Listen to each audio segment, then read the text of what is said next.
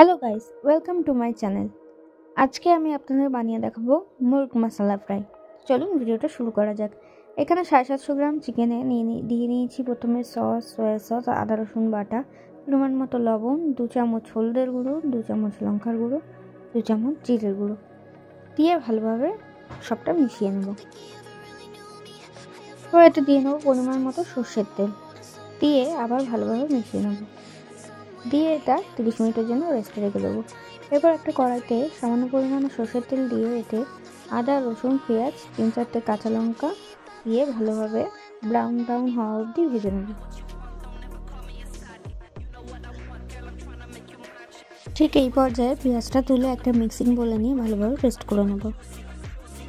এরপর সেই কড়াইতেই পরিমাণ মতো সর্ষের তেল দিয়ে নিলাম।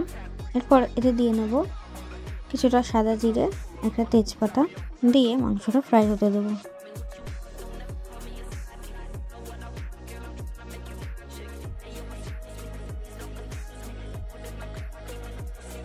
এক পাশ ফ্রাই হয়ে এসছে, আর এক পাশ উল্টে পাল্টে ভালোভাবে ফ্রাই করে নেব।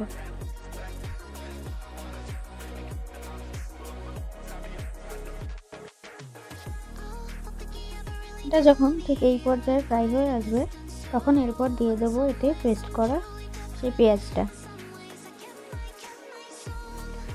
ব্যাস, এবার কিছুক্ষণ কষাতে থাকবো। যেহেতু মাংস ম্যারিনেট করার সময় সমস্ত মশলা ব্যবহার করেছিলাম, এখানে আলাদা করে আর কিছু ব্যবহার করার প্রয়োজন নেই।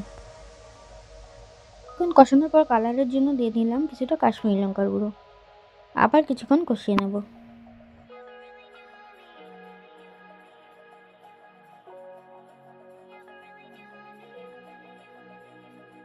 এটা দিয়ে এবার ভালোভাবে তেল ছেড়ে এসছে। এরপর এটা দিয়ে নেব কিছুটা ফ্যাটানো টক দই। টক দই দিয়ে প্রায় 10 মিনিট মতো আরও কষিয়ে নেব। মাংসটা প্রায় রেডি হয়ে এসছে। এরপর এতে আমরা দিয়ে নেব সামান্য পরিমাণে গরম মশলা গুঁড়ো। তো তৈরি আমাদের মুরগ মশলা ফ্রাই। ভিডিওটা ভালো লাগলে চ্যানেলটা সাবস্ক্রাইব করে পাশে থাকবেন। ধন্যবাদ।